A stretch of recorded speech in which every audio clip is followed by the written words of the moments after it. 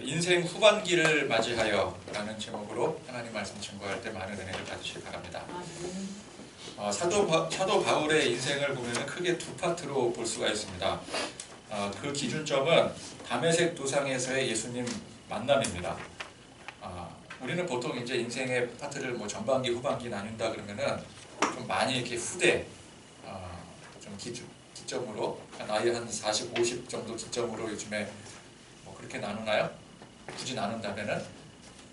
근데 바울의 인생은 그게 아니었죠. 예수님을 만난 그 이전과 이후로 그 인생을 나눌 수가 있는 것입니다. 전반기 파트는 다메섹 도상에서 예수님 만나기 전까지의 인생이었습니다. 그는 태어나면서부터 로마 시민권을 가진 사람이었습니다. 로마 본토나 로마 관할령에서 태어나서 자유롭게 시민권을 가진 사람의 입장에서는 그게 뭐가 그렇게 대단한 거냐 싶을 수도 있겠지만, 그렇지 않은 대다수의 사람들 입장에서는 이 로마 시민권이라는 건 굉장한 특권이었습니다. 지난 시간 말씀에도 보면은 그 로마의 천부장이 자기는 로마 시민권을 막대한 돈을 들여서 샀다고 하지 않았겠습니까? 그러니까 로마 시민권을 갖지 않은 사람은 막대한 돈을 들여야지만 살 수 있는 게 로마 시민권이었습니다. 근데 바울은 그냥 태어나면서부터 로마인으로서의 특권을 부여받은 것이었죠. 자, 그리고 그는 유대인으로서는 엘리트 출신이었습니다. 가말리엘 학파의 문화생이었습니다. 그러니까 로마 시민권의 엘리트 유대인, 뭐 두 가지를 다 가지고 있는 거잖아요. 요즘 말로 뭐라 그래요? 금수저, 그죠? 금수저. 금수저 중에 금수저예요. 그 시대 기준으로 놓고 보자면은, 그죠? 그러니까 그의 인생은 출세의 길을 가파르게 달려갔습니다. 누구도 부러울 게 없었습니다. 부와 명예를 거머쥐는 것은 그에게 그리 어려운 일이 아니었습니다. 자, 그런 그의 인생 후반기 파트는 다메섹 도상에서 예수님을 만난 이후입니다. 그는 예수님 만남 이후에 인생이 완전히 바뀌게 됩니다. 복음의 핍박자에서 복음 전도자로 바뀌게 되었습니다. 그와 동시에 이전에 가졌던 모든 세상 특권을 다 잃어버리게 되었습니다. 여러분, 전도자의 삶은 세상에서의 성공이나 유익을 포기하고 사는 삶입니다. 왜? 세상의 근본 속성이 죄이기 때문에 그렇습니다. 세상의 근본 속성이 죄인데 하나님께 속한 사람, 특히나 이 사명에 집중하는 사람이 세상 속성에 그대로 살 수가 없는 것이죠. 게다가 바울은 유대인들에게 배교자로 낙인이 찍혀서 생명의 위협까지 견뎌내며 살아야 됐습니다. 더 이상 그는 전도 유망한 인생 성공자가 아니었습니다. 세상적으로 볼 때 그는 패배자가 되었습니다. 그러나 예수님의 진리를 안 이상 그는 더 이상 세상 성공에 매여 살 수 없었습니다. 세상 성공이나 세상의 유익, 그거 다 포기하더라도 이 복음의 진리가 훨씬 더 중요했기 때문에 그래요. 그게 자신을 바꾼 것입니다. 인생을 송두리째 바꿨어요. 그래서 인생의 목적이 이제는 세상이 아니라 하나님의 나라가 된 것입니다. 하나님의 나라를 위해서 죽을 때까지 충성을 다하는 것이 그의 분명한 인생 목표가 되었던 것이었습니다. 우리도 마찬가지입니다. 예수 믿는다고 하는 것이 예수님의 도움으로 세상에서 더 잘되고 잘 사는 게 아닙니다. 우리 목적이 완전히 바뀌는 거예요. 네. 그런 의미에서 우리 인생도 바울처럼 전반기와 후반기로 나뉘게 됩니다. 나이를 기준으로 나뉘는 게 아니에요. 무엇을 기준으로 바뀐다고요? 예수님을 만났느냐 만나지 않았느냐, 그 기준을 가지고 우리 인생이 전반기냐 후반기냐로 나뉘게 되는 것입니다. 자, 그럼 제가 질문을 하겠습니다. 여러분의 인생은 지금 현재 전반기이십니까? 후반기이십니까? 후반기. 그렇죠? 만약에 나는 아직 전반기인데 싶으시다면은 그 사람은 현재 하던 모든 것들을 멈추고 일단 예수님부터 바로 만나셔야 됩니다. 예수님부터 알아야 되는 거예요. 자, 우리가 예수님을 믿었다면 우리도 후반기의 인생을 지금 살아가고 있는 거예요. 따라서 우리도 바울처럼 세상 유익 다 포기하고 살더라도 그게 좋은 거예요. 뭐가 좋은 거예요? 세상 유익이 좋습니까? 아닙니다. 내가 하나님을 알게 되었고 예수 십자가의 복음 붙들고 살아간다는 그 사실이 좋은 거예요. 그게 좋으니까 세상 유익 다 포기하더라도 상관이 없는 거예요. 진리의 말씀 붙들고 십자가 복음의 사명 아래 사는 게 우리 인생의 진짜 목적이 되었기 때문에 그렇게 사는 것이 진정한 사명자의 삶이기 때문에 그런 것입니다. 그게 후반기 인생의 모습이에요. 자, 그런 사명자의 삶에 세상 걱정, 근심할 이유가 있겠습니까? 우리가 걱정하고 근심할 일은 오로지 복음에 대한 거예요. 아멘. 사명에 대한 것입니다. 죽어가는 영혼들에 대한 걱정, 근심인 것이죠. 그러나 이것 또한 사실은 주님이 다 알아서 하시는 거잖아요. 그죠? 우리가 아무리 전도를 한다고 해도, 복음을 증거한다고 해도 바꾸시는 분은 내가 바꾸는 게 아니라, 우리가 노력해서 바꾸는 게 아니라 우리 하나님이 바꾸시는 거예요. 우리 주님께서 다 알아서 하시는 일이기 때문에 사실 우리는 뭐 세상 일이건 영적인 일이건 걱정, 근심할 일이 사실은 아무것도 없는 것입니다. 바울은 그의 후반기 인생을 평생 전도자로 복음의 일꾼으로 충성을 다해 살았습니다. 죽을 고비를 숱하게 넘기고 수많은 고난과 역경을 헤쳐나갔습니다. 그럼에도 불구하고 그가 지금까지 살 수 있었고 또 많은 사명을 감당할 수 있었던 것은 그의 앞길을 성령님께서 전적으로 보호하시고 인도하셨기 때문이었어요. 자, 지금 현재 바울이 예루살렘에 들어와 있지 않겠습니까? 이 또한 성령님의 인도하심에 따라 들어온 것이었습니다. 근데 결코 좋은 상황이 아니에요. 유대인 과격분자들에게 죽을 고비를 넘기게 되었고요. 로마 천부장에게 지금 잡혀갔다가 로마 시민권의 권리를 이용해서 지금 보호를 받고 있는 처지입니다.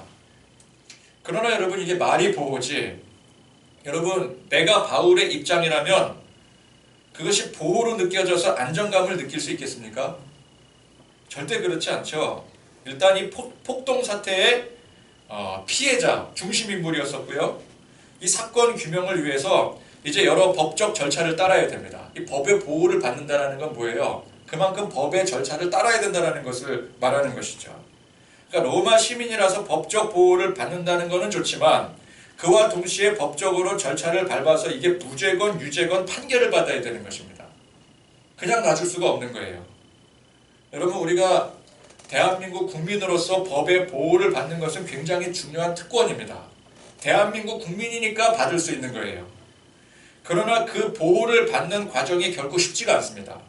어떤 큰 사건에 휘말려서 그 가운데 법적 조치를 받는다라고 한다면 그 과정에 여러 차례 불려가야 되고요. 그죠?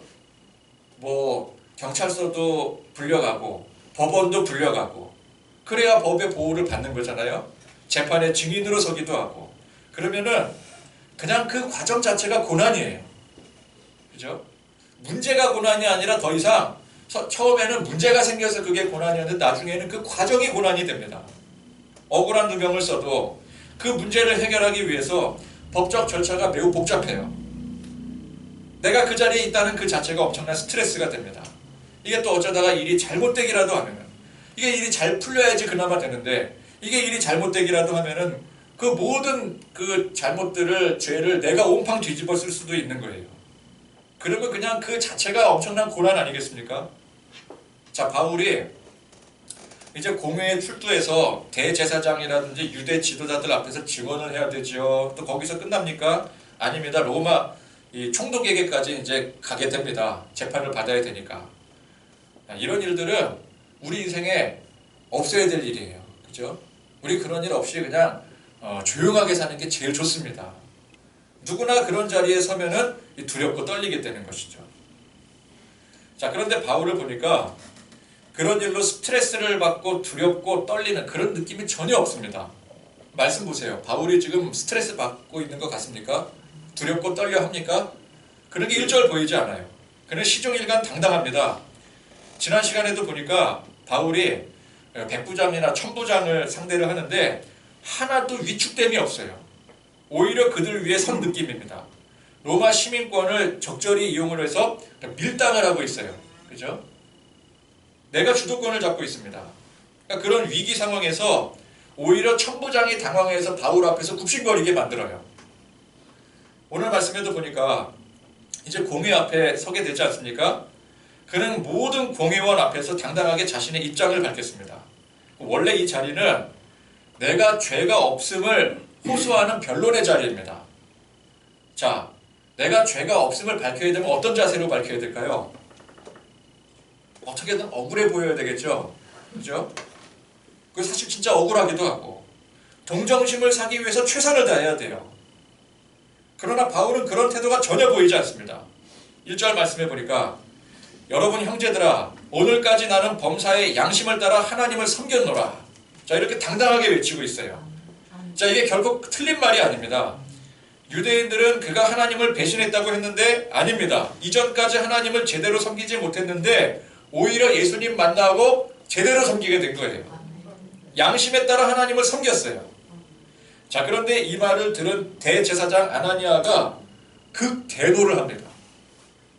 그 주변 사람들에게 그 입을 치라 명합니다. 그러자 바울이 뭐라 그래요?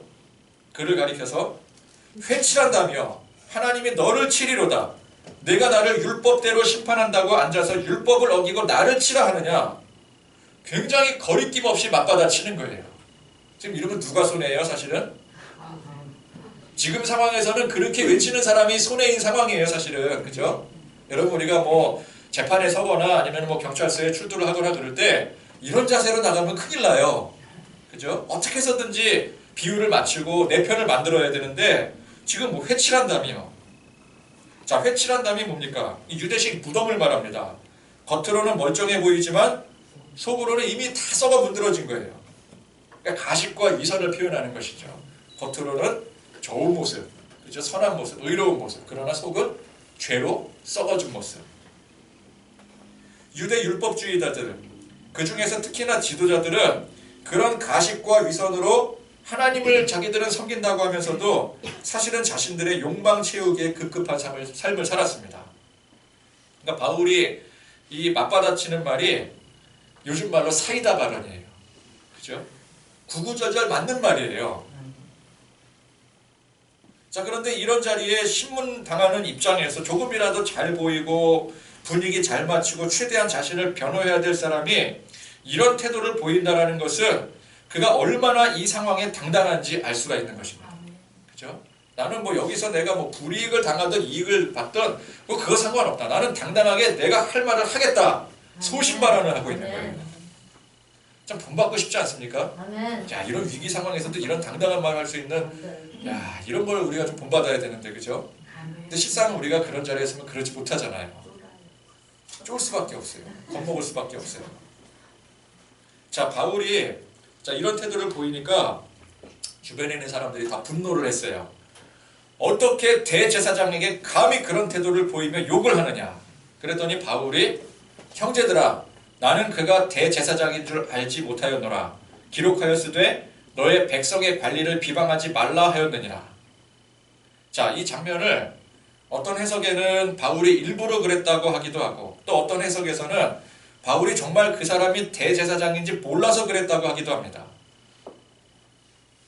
자, 어떤 것 같아요? 과연 그 상황에서 바울이 정말 대제사장이 누군지 몰랐을까요? 모르는 게 이상한 거죠, 이거는. 그죠? 공회는 공식적인 모임이잖아요. 재판의 자리라고요. 이 공회라는 큰 모임에 평소에도 가식과 위선으로 살아온 대제사장이 아무렴 일반인 복장을 하고 앉아있겠습니까? 저 구석에 가서 앉아있겠습니까? 그죠? 우리도 성경 공부하면은 그 당시에 대제사장의 복장을 알아요. 그죠? 이렇게 그림 보고 이렇게 막 설명하고 그러잖아요. 우리도 아는데 그 시대 그것도 과거 율법 박사였던 바울이 대제사장의 복장을 몰라볼 리가 없죠. 그리고 대제사장 정도면 이 공회에서 앉는 위치도 일반석이 아니에요. 대제사장의 그 자리가 있어요. 그러니까 재판정에 앉아서 저 자리에 앉은 사람이 판사인 줄 몰랐다. 그런 거랑 똑같은 거예요. 그죠? 아니 재판정에 섰는데 판사석이라고 써있지 않다고 해서 그 사람이 판사인지 모르는 게 말이 됩니까? 누가 봐도 저 위치에 앉은 사람 판사인 거예요. 그죠? 그러니까 저 위치에 앉은 저 옷을 입고 앉아있는 사람은 내가 평소에 일면식이 없더라도 저 사람이 대제사장이구나. 그건 당연히 아는 거죠. 그러니까 바울은 대제사장 앞이라고 주눅들지 않았습니다. 야, 여기서 내가 잘못 보이면 큰일 날 수도 있다. 그런 생각을 하는 게 정상인데 바울은 애초에 그런 거 고려조차 하지 않았더라는 거예요. 그는 오히려 그 자리에서 스스로 주도권을 가졌습니다. 대제사장이라고 하나님의 이름을 빙자하여 큰 권세를 휘두르는 그 모습을 그냥 바로 지적을 하는 거예요. 바울이. 그죠? 근데 뭐라 그래요? 아, 나는 미처 그가 대제사장인 줄 몰랐다. 이게 역설 아닙니까? 이게 무슨 뜻이에요? 대제사장식이나 되는 사람이 저런 말과 행동을 할 줄은 내가 몰랐다고. 그죠? 설마 저런 태도를 보이는 사람이 대제사장일 줄은 내가 몰랐다. 그러니까 조롱의 의미를 담은 거예요. 게다가 바울은 지금 이 상황을 자신의 생각과 의도대로 주무르기까지 합니다. 자, 바울이 지금 이 공회원들을 보니까 이 무리들 중에 대부분이 사두개인들과 바리새인들입니다. 근데 이 사두개인과 바리새인들 이 두 파는 유대교, 같은 유대교인데 유대교 안에서 상당히 사이가 안 좋은 라이벌 학파였습니다. 여러 가지 충돌되는 부분이 있었지만 대표적으로 부활에 대한 견해 차이가 있었어요. 그러니까 사두개인들은 부활도 없고 천사도 없고 영도 없다. 그렇게 주장을 했고요. 바리새인들은 그 반대였습니다. 그러니까 바울은 그 구성원들을 보고 그 자리에서 교묘하게 이 상황을 이용하는 거예요.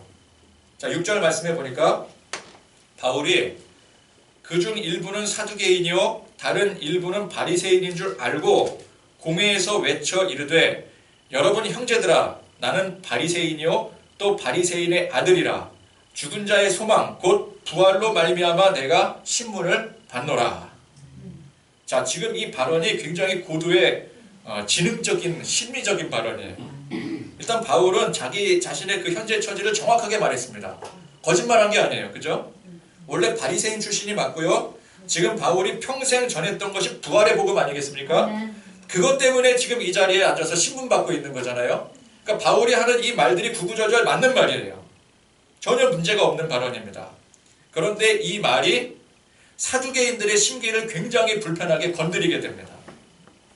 자, 바리새인 출신이라고 얘기했잖아요. 그럼 바리새인에 대해서 일단 반감을 가지고 있는 상태에서 바리새 출신이라고? 그리고 또 부활을 말하고 있습니다. 이 부활에 대한 것은 이 사두개인들이 굉장히 민감하게 반응하는 부분이거든요. 결국 이 문제를 가지고 바리새인들이랑 같이 논쟁을 벌이고 파가 나뉘고 이제 분열이 되고 대적하고 그런 상황이 되는데 그 민감한 문제를 바울이 건드린 거예요. 근데 분위기가 갑자기 사두개인들이 바울과 바리새인들을 싸잡아 비난을 합니다. 부활이 어떻게 있을 수 있느냐? 부활이 무슨 말이냐? 그러면서 논쟁의 중심이 갑자기 부활 문제가 돼버려요. 화살이 바울에게서 바리새인들에게로 가게 됩니다. 그럼 이제 부활의 문제를 들먹인 이상 바리새인들은 또 어떻게 해야 되겠어요? 그냥 앉아서 당하고 있을 수만은 없잖아요. 그러니까 부활의 당위성을 주장을 해야 되겠죠. 그러니까 여기에 민감하게 반응을 하면서 두 파가 지금 이 공회에서 싸우고 있는 거예요. 그러다 보니까 이 사두개인들 입장에서는 바리새 출신의 부활을 주장하는 바울을 대적하는 거죠. 그래서 바리새인들에게 도전을 하고 바리새인들 입장에서는 그럼 어떻게 해야 돼요? 그런 사두개인들과 맞서 싸우려고 하다 보니까 자연스럽게 바울을 옹호하는 모양새가 돼버리는 거예요. 왜? 바울이 나는 바리새인의 아들이고 부활 때문에 이 자리에 섰다 그러니까 그 바울을 지적하거나 바울을 대적하게 되면은 그 사두개인들한테 밀리게 되는 상황이 되는 거잖아요. 그러니까 지금 상황에 갑자기 바리새인들은 바울을 지지하는 상황이 돼버린 거예요. 그래서 9절 말씀에 이거는 정말 웃기는 내용이에요. 웃기지 않습니까? 제가 너무 웃겨서 성기를 좀 틀게요. 자, 9절에 크게 떠들세 바리새인 편에서 몇 서기관이 일어나 다투어 이르되 우리가 이 사람을 보니 악한 것이 없도다. 혹 영이나 혹 천사가 그에게 말하였으면 어찌하겠느냐. 이 코미디도 이런 코미디가 없죠. 이걸 뭐라 그래요? 정치 코미디라 그래요. 정치 코미디. 원래 바울을 죽이겠다고 한마음 한뜻으로 모인 사람들인데 자신들에게 민감한 주제로 그것 가지고 싸우게 되니까 그 와중에 자기 편에 조금이라도 이익이 되는 그런 상황이 되니까 바울을 자기 편으로 두려고 하는 거예요. 그죠? 이게 뭡니까 이게? 뭐 줏대도 없고요. 목적의식 하나도 없고요. 여러분 아무리 어제의 적이 오늘의 동지가 되는 게 정치판의 그런 이치라고 하지만 이건 불과 몇 분 만에 그 태세 전환이 탈룰라급이라고. 광속급입니다. 광속급. 그죠? 정치 코미디죠, 이거는. 자, 이렇게 큰 분쟁이 일어나니까 결국 공회 증언은 물 건너가 버리게 됐죠. 바울은 이제 천부장에 다시 보호를 받아서 영내로 피신을 하게 됩니다. 자, 누가 이 상황을 만든 거예요? 이거 누구 작품입니까? 바울이 설계한 작품이에요. 그러니까 바울은 이런 사람들을 대상으로 의미 없는 논쟁을 하고 싶지 않았어요. 자, 원래는 바울이 공회에 섰을 때 무슨 생각을 가지고 섰겠습니까? 나는 이 자리에서도 당당하게 내 복음의 증인으로 서야 되겠다. 바울은 원수들 앞에서도 복음을 증거하잖아요. 내가 공회 앞에서도 내가 복음을 증언해야 되겠다. 그런 마음을 가지고 이제 복음을 전하고자 하는 마음으로 외쳤던 거예요. 그런데 말을 시작하기가 무섭게 대제사장이라는 사람이 중간에 초를 쳐버리지 않습니까? 그죠? 아니, 내가 하나님을 향해 충성을 다했다 이 말을 했는데, 아니 본론은 들어가지도 않았어요. 근데 거기다 대고 뭐 입을 치라 뭐 이러니까, 야, 이 사람들은 더 이상 이 사람들 앞에서 말하는 것은 의미 없는 논쟁에 지나지 않겠구나. 그렇게 생각한 바울이 교묘한 전략으로 그 자리를 피한 거예요. 굉장히 똑똑한 사람이죠. 근데 그것도 모르고 이 대제사장, 바리새인, 사두개인들 같은 유대 지도자들이 그 장단에 놀아난 거예요. 나중에 땅을 치고 후회했겠죠. 우리가 왜 그랬을까? 바울은 이런 엄청난 압박감 속에서 거기에 주눅들지 않고 오히려 그들을 갖고 조종을 했습니다. 그 겉으로 보이는 위세에 두려워하지 않고 그 핵심을 파고들었어요. 핵심이 뭐예요? 보니까 이 사람들 아무것도 준비되어 있지 않은 오합지졸들에 불과하다라는 거죠. 그 핵심을 파고든 거죠. 어떻게 그럴 수 있습니까? 그가 세상이나 사람을 두려워하지 않고 오직 하나님만 두려워했기 때문에 그래요. 오직 하나님만 섬기고 하나님만 믿기 때문에 어떠한 상황, 어떠한 환경 속에서도 굴하지 않고 담대할 수 있었던 것이었습니다. 그래서 우리가 진짜 하나님을 믿으면 세상에 두려울 게 없는 거예요. 그 왜 두렵습니까? 하나님을 믿지 않으니까 세상이 두려운 거예요. 하나님을 믿지 않으면 세상이 온통 두려움의 대상이 됩니다. 소년 다윗이 전쟁터에 심부름을 나갔어요. 전쟁터에 병사로 나간 게 아니었어요. 아버지 심부름으로 나갔습니다. 근데 가보니까 블레셋의 골리앗이라고 하는 거대한 장수가 이스라엘 군대를 하나님을 모욕하면서까지 위협을 하고 있는데, 그 이스라엘 군대, 하나님의 군대라고 하는 이스라엘 군대 중에 그 어느 누구도 나서는 사람이 없어요. 다 벌벌 떨고 있습니다. 블레셋이나 그 골리앗의 그 위용에 두려워 떨고 있어요. 그러나 그 모습을 본 다윗은 이거 이상했습니다. 아니, 전능하신 하나님이 우리 편이신데 저까짓 게 뭐라고 겁먹고 떨고 아무도 나서지 못하느냐? 아니, 그럴 수 있지. 그러나 어떻게 한 사람도 나서지 못할 수가 있냐? 다윗은 이게 이상한 거예요. 이 상황이. 그래서 어떻게 했어요? 누군가가 나서야 되는데 아무도 나서지 않으니까 자기가 나섰어요. 다윗의 눈에는 그 무시무시한 골리앗이 하나도 무섭지 않았습니다. 왜? 뭘 몰라서요? 하루 강아지가 법무서운 줄 몰라서 그랬을까요? 그렇지 않습니다. 아무리 무시무시해도 내가 믿는 하나님이 훨씬 더 세기 때문에 그래요. 사람들이 저 무시무시한 외형에 떨며 두려워하지만 정작 자기 하나님을 보지 못하는 거예요.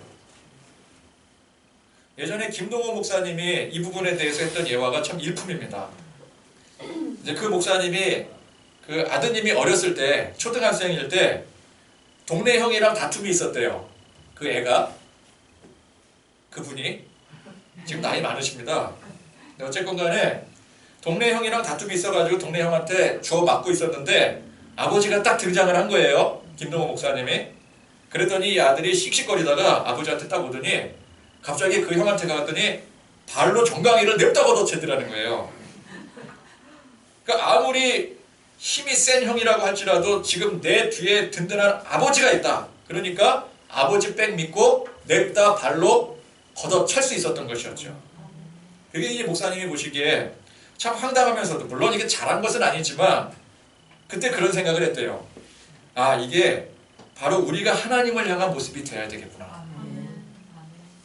다윗이 어떻게 골리앗에게 겁없이 덤벼들었는지 그때서 알 수 있었대요.